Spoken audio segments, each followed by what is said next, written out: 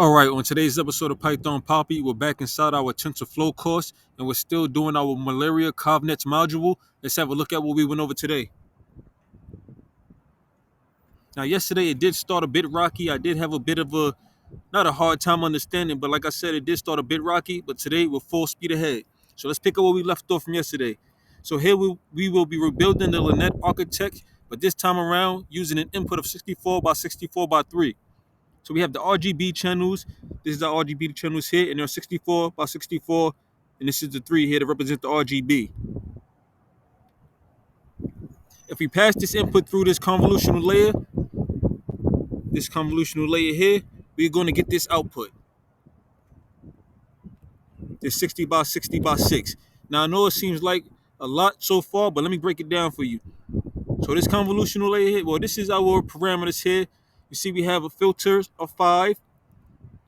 That's going to be for our filters. We have a pattern of 0, a stride of 1, number of filters is 6, and number of parameters. So let's go through everything step by step. How do we get this output, the 60 by 60 by 6? To get this output, we have to take into consideration the parameters that were given to us for a convolutional layer. That said, the filter size is equal to 5 like I showed you. So if you check our parameters, we have a filter size of 5, 0 pattern. I already explained that to you. And we'll calculate the number of parameters shortly, the NP. We'll calculate that shortly after we go through everything else. For now, those are our 4 most important numbers. Now we will go over our 5 by 5 filters. Like I said, when I showed you the filters were 5, these are our filters here. They're 5 by 5 and they're by 3, just like the RGB. So each filter has 3 channels, just like the RGB has 3 channels. And what we do is we connect each filter, our 5 by 5, to our 64 by 64 by 3. Each channel gets connected to each channel. So each one of the reds get connected to the red. Each one of the greens get connected to the green. Each one of the blacks get connected to the black. And we do that for all 6 of our filters. They all get connected to the RGB.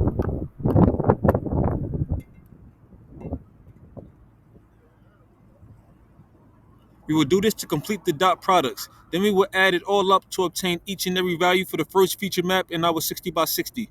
Let me show you our first feature map. It's gonna be a lot of back and forth, up and down. That's because I'm just explaining everything to you all at once.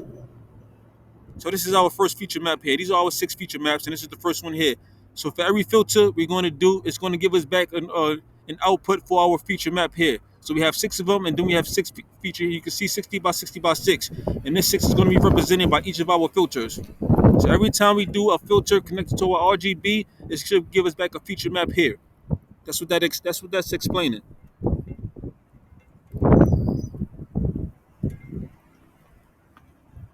So to obtain this first feature map, we are basically using our first 5 by 5 filter with our 64 by 64 RGB, like I just explained.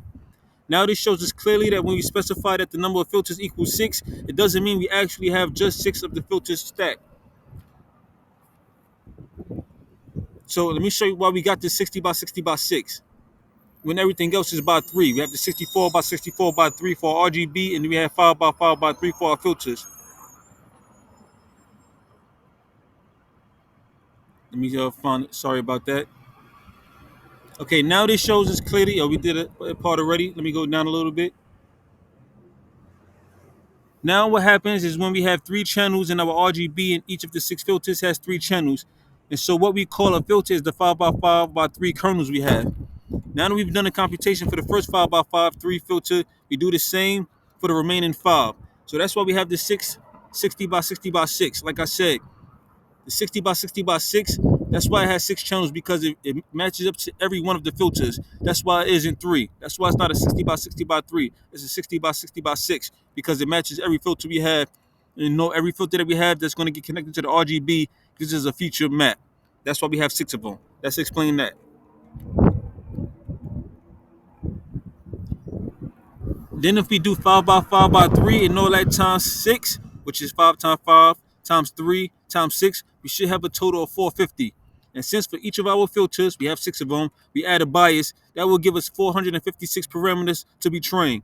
So basically we have 450 weights plus 6 biases to total our number of parameters to be trained as specified in our parameters. Let me go back up and show you that again.